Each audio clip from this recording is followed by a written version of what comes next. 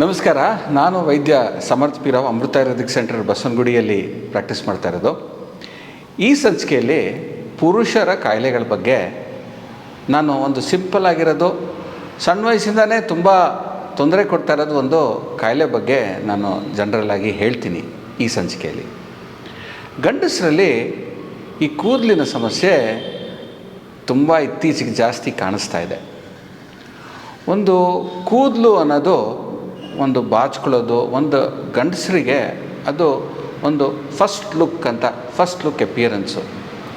ಆ ವ್ಯಕ್ತಿ ಜೀವನದಲ್ಲಿ ಎಷ್ಟು ಸಕ್ಸಸ್ಫುಲ್ ಆಗಿದ್ರೇನೋ, ಎಷ್ಟು ಸೋಷಿಯಲ್ ಸ್ಟೇಟಸ್ ತೊಗೊಂಡಿದ್ರೇನೋ, ಅವರು ಬೆಳಗ್ಗೆ ಎದ್ದು ಕನ್ನಡಿಯಲ್ಲಿ ನೋಡಿಕೊಂಡಾಗ ಆ ಕೂದಲು ಕಾಣಿಸ್ದೇ ಇರೋದು ಅವ್ರಿಗೆ ತುಂಬ ಬಾದರ್ ಮಾಡುತ್ತೆ. ಯಾವ ಲೆವೆಲಲ್ಲಿ ಬಾದರ್ ಅಂದರೆ, ನನಗೆ ಇಷ್ಟು ಜನ ಪೇಷಂಟ್ಸ್ ಬರ್ತಾರೆ, ಪರಿವಾರ ಇರುತ್ತೆ, ಮಕ್ಕಳಿರ್ತಾರೆ ಅಂದ್ರೇನು, ಡಾಕ್ಟ್ರೇ ನನಗೆ ಇಲ್ಲಿ ಫ್ರಂಟಲ್ಲಿ ಕೂದಲು ಹೋಗ್ತಾ ಇದೆ ನೋಡಿ ಅಂತ ಸಾಕಷ್ಟು ಕಂಪ್ಲೇಂಟು. ಅದರಲ್ಲಿ ಅವ್ರಿಗೆ ಅದು ಎಷ್ಟು ತೊಂದರೆ ಕೊಡ್ತಾ ಇರುತ್ತೆ ಅಂದರೆ, ಮಾನಸಿಕವಾಗಿ ಅದು ಗಂಡಸರಿಗೆ ಒಂದು ಪುರುಷ ಲಕ್ಷಣ ಕೇಶ ಅನ್ನೋದು. ಸಾಧಾರಣವಾಗಿ ಈ ಕಾಯಿಲೆ ಈ ನಡುವೆ ಅಂತೂ ಇನ್ನೂ ಸಣ್ಣ ವಯಸ್ಸಲ್ಲೇ ಕಾಣಿಸ್ಕೊಂಬರ್ತಾ ಇದೆ. ಇವಾಗ ಕೂದಲು ಬಗ್ಗೆ ನಾವು ತಿಳ್ಕೊಳ್ಳೋಣ, ಆಯುರ್ವೇದ ಏನು ಹೇಳುತ್ತೆ ಅಂತ. ಮಾಡರ್ನ್ ಮೆಡಿಸಿನ್ನು ಇದರಲ್ಲಿ ಸಾಕಷ್ಟಾಗಿ ಬೇರೆ ಬೇರೆ ವಿಚಾರಗಳು ತಿಳಿಸ್ಬರ್ತಾ ಇದೆ. ಆಯುರ್ವೇದದ ಪ್ರಕಾರ ಈಗ ನಮ್ಮ ಮೂಳೆಗಳು ಇದೆ, ಮೂಳೆಗಳ ಒಳಗಡೆ ಮಜ್ಜ ಅಂತ ಇದೆ. ಇದು ಎರಡು ಧಾತುಗಳು. ಈ ಕೂದಲು ಮಜ್ಜಾಧಾತು ಉಪಧಾತು ಅಂತ ಕರಿತೀವಿ. ಇವಾಗ ನಮ್ಮ ಮೂಳೆಗಳಿದೆ, ಆ ಮೂಳೆ ಉಪಧಾತು ನಖ ಅಂದರೆ ಇವಾಗ ಕೈಯಲ್ಲಿರೋದು ಉಗುರುಗಳು.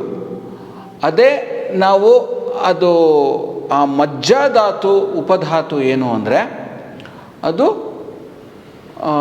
ಕೂದಲು.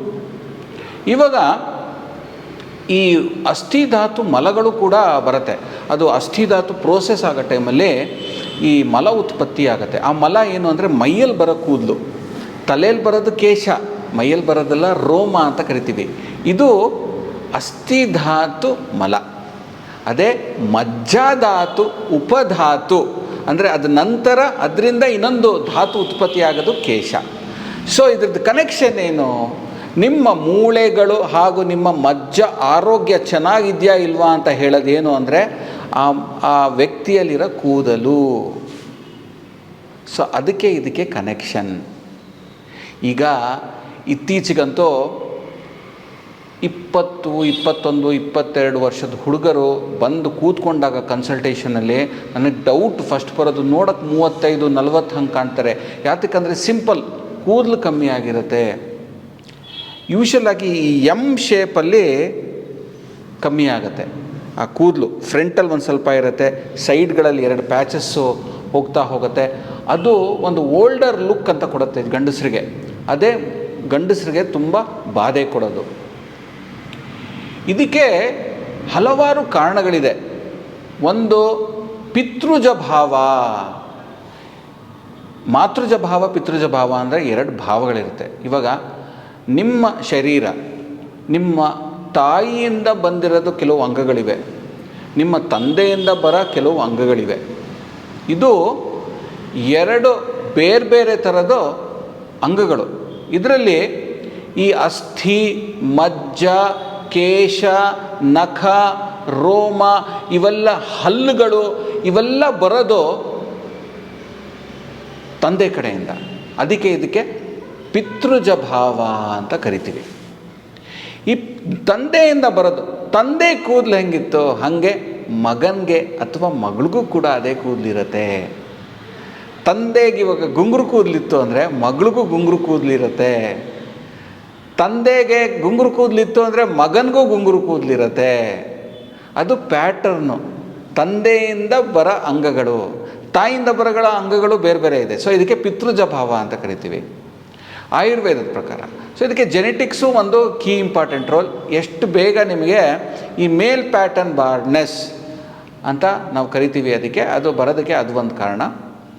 ಎರಡನೇದು, ಸಾಕಷ್ಟು ಹಾರ್ಮೋನಲ್ ವ್ಯತ್ಯಾಸಗಳಿಂದನೂ ಕೂಡ ಬೇಗ ಆಗುತ್ತೆ.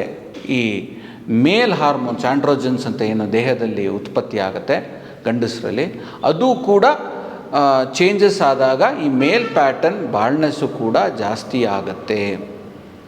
ಈಗಿನ ಕಾಲದಲ್ಲಿ ಈ ಸಣ್ಣ ಸಣ್ಣ ಹುಡುಗರಿಗೆ ಸಾಕಷ್ಟು ಈ ಮೇಲ್ ಹಾರ್ಮೋನ್ಸ್ ಉತ್ಪತ್ತಿ ಸ್ಟಿಮ್ಯುಲೇಟ್ ಆಗ ಎನ್ವಿರಾನ್ಮೆಂಟ್ ಜಾಸ್ತಿ ಇದೆ. ಇವಾಗ ಗಂಡಸರಲ್ಲಿ ಈ ಬೇರೆ ಬೇರೆ ಥರದ ಫಿಸಿಕಲ್ ಆ್ಯಕ್ಟಿವಿಟಿ ಇರಲಿ, ಬೇರೆ ಬೇರೆದು ಕಣ್ಣಲ್ಲಿ ನೋಡೋದು, ಕಿವಿಯಲ್ಲಿ ಕೇಳಿಸ್ಕೊಳ್ಳೋದು, ಮನಸ್ಸು ಯೋಚನೆಗಳು, ಸ್ಟ್ರೆಸ್ಸು, ಒತ್ತಡಗಳು, ಇವೆಲ್ಲ ಏನಾಗುತ್ತೆ ಅಂದರೆ ನಮ್ಮ ದೇಹದ ಬೇರೆ ಬೇರೆ ಹಾರ್ಮೋನ್ಸು ಕೂಡ ವ್ಯತ್ಯಾಸ ಆಗುತ್ತೆ. ಅದರಿಂದ ಕೂಡ ಈ ಸಮಸ್ಯೆ ಜಾಸ್ತಿ ಆಗತ್ತೆ. ಮುಂದಿನ ಸಂಚಿಕೆಯಲ್ಲಿ ಮತ್ತೊಂದಿಷ್ಟು ಈ ಮೇಲ್ ಪ್ಯಾಟರ್ನ್ ಬಾಲ್ನೆಸ್ ಬಗ್ಗೆ ಮಾತಾಡೋಣ. ಅಲ್ಲಿವರೆಗೂ ನಮಸ್ಕಾರ.